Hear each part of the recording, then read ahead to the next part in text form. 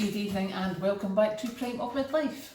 This evening I am going through some of my frugal habits.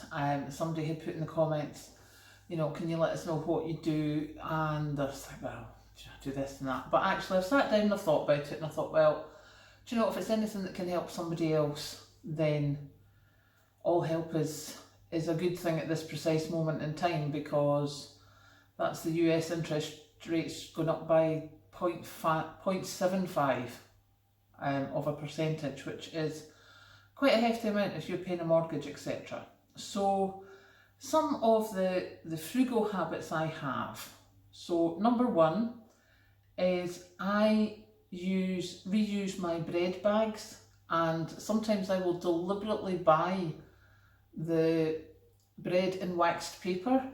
And what I do is I open that up, cut it in half, and I use that for wrapping sandwiches to go to work. Very much reminiscent of doing my father's sandwiches for his work when I was a kid. That was my job. I'm wrapping them in the bread paper. That's basically the same as, you know, a generation ago when I did that for my dad. The bread bags I use instead of freezer bags. Because why would I pay for brand new plastic when I can reuse?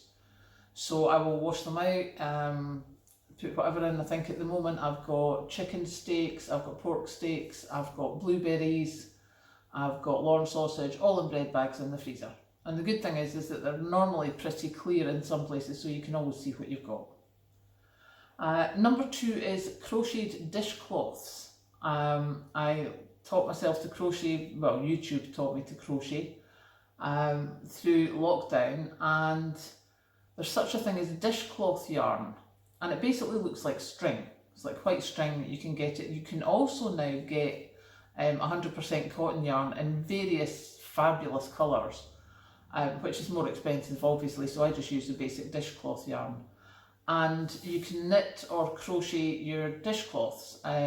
Crocheted ones I have found better on treble stitch, and the knitted ones are best in garter stitch because it gives you some friction.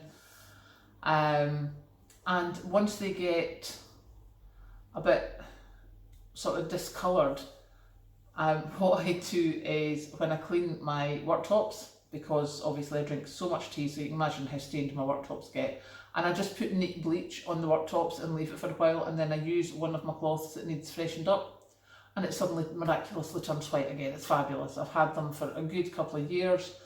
They get thrown in the washing machine after a few uses, and we just keep turning them round. They are great, last much longer than any of the other cloths that I've bought in the supermarkets. Number three is what I call my reusable cloths. What they are is I've cut up some old towels, and I've cut up some old tea towels, tablecloths, whatever. It's normally 100% cotton, and I have toweling on one side and cotton on the other side, and I just cut them and make them into squares, sew them up, and I use them instead of kitchen roll. So whereas Patrick here will go through kitchen roll probably maybe once a month, I'm lucky if I buy 2 packets a year, and that's mainly for removing grease from Lorne sausage, I have to say. I don't very often use kitchen roll, so I use a lot less now that I've got these reusable cloths. Number four, I reuse jars, as you saw earlier, and food containers. Kathleen, my daughter, she brings me they drink the Azira coffee, I think it is, with the plastic lid that goes on the top, so she brings me them to put things in. I reuse all my sauce bottles and jars. I reuse drinks containers. Anything that I think I can reuse, I stash, and then I will reuse it. Like I'm keeping glass drinks bottles just now for the rose hip syrup. So anything that I can use. Your plastic tubs as well, obviously from takeaways, doesn't everybody? But yeah, containers I try not to buy because I was buying an awful lot of them. That's probably Patrick coughing in agreement there, because he didn't know why I had to keep buying them. And eventually it penetrated that, yeah, I don't actually need to buy that much, because you can do so much with the containers that you have. Number 5 is the tail ends of meals. And what I mean by that is if we have a roast chicken or a roast anything, I will keep the tail ends of it, chop it small and stick it in the freezer, and that's what I have for stir fries, fried rice, curries, sweet and sour, anything like that.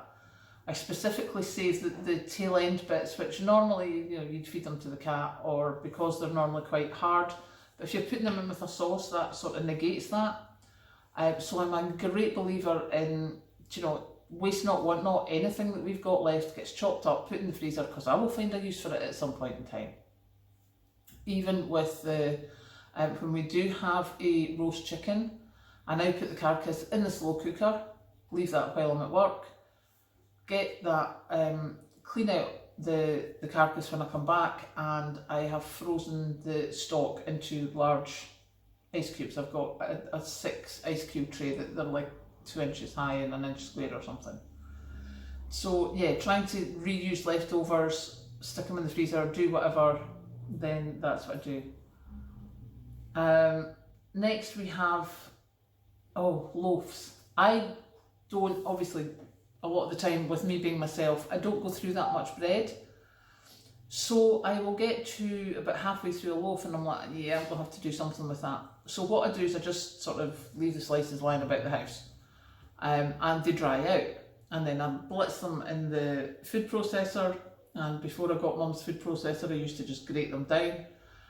And I use the breadcrumbs to make meatballs, to make burgers. I actually made Lorne sausage ones. You can also use it for coating if you're wanting to make your own chicken nuggets or something. Rather than buy ruscaline or breadcrumbs, which when you see how much they cost pound for pound, oh no.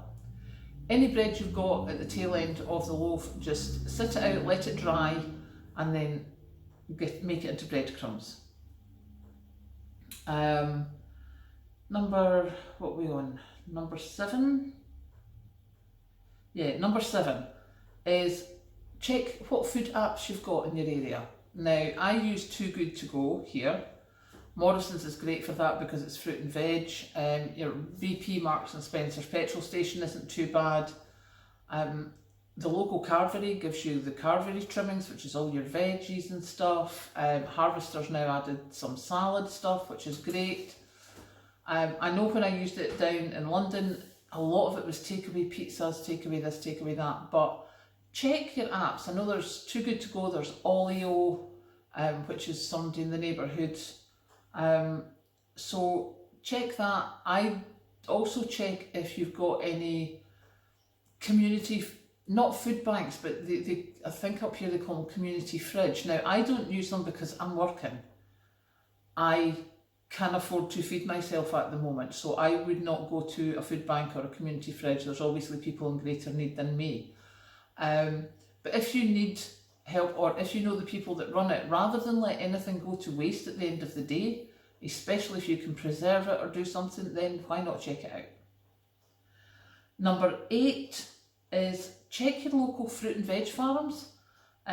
We have a well-known strawberry and raspberry farm here, and they advertise pick your own days and you can go and pick up the stuff. But what I found out is they also have what they call jam berries, which are not good enough to be for sale to the supermarkets, etc. So you get them slightly, well, pretty much half price. So if you've got any local farms round about that do pick your own or something like that, check and see if they've got any, like wonky fruit and veg that you can get cheaper, because I'm quite sure they'd rather make something rather than nothing. Number 9, obviously, clothes airer. Stop using your tumble dryer. Says me who used it last week. But I certainly don't use it as much as I did. Obviously the weather's better as well. But even in the winter, I've got the clothes airer now, and towels and sheets and stuff just get hung over the doors till they're dry. So that's, a big saving. My famous one, as you've obviously seen me before, Blankies and Shawls. If you've got Blankies and Shawls, get them down the stairs, get them so that you're sitting with them around your shoulders, sitting with them over your feet, because if my feet get cold, I want the heating on. So if I have a blankie over my legs, it has to cover my feet, and then I don't need to put the heating on until later. Sometimes I don't need to put the heating on at all, which again could be a big saving. So that's the main 10 basic frugal habits I have. Your special bonus frugal habit is if you have a wood burner, which I just got recently installed, check if you've got a local contracting firm, house builders, joiners, whatever, because they have to pay to get any waste wood that they throw in the skip taken away. So it might be worth just a bit of an ask saying, do you mind if I check your skip every so often to see if there's any wood I can take away?